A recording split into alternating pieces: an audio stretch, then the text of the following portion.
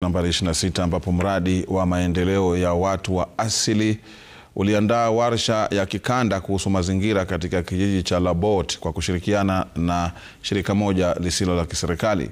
Warsha hii inaleta pamoja washiriki kutoka Mlima Elgon, Pokot Magharibi, Samburu na Kilgoris ambako miradi ya uhifadhi inatekelezwa kwa ufadhili wa shirika la International Climate Initiative kutoka Ujerumani.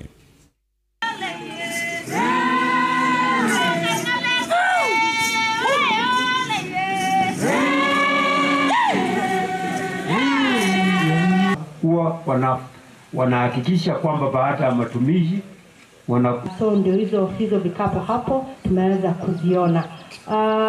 Safari. Asanteni sana na muendelee kuweza kungalala. Akwego. Kwa Kongo. The threat environment here is the interactions. Watu wanatoka chini wanafika hapa, wanakuja na plastics, wanawacha hapa. So hiyo kitu naamini hapa Chepkitale ni only we continue thinking about how to keep Chepkitale more clean than you found it.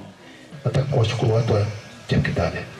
Inaonekana ni ile tu kuhimiza, tunajua mnatumia makaratasi.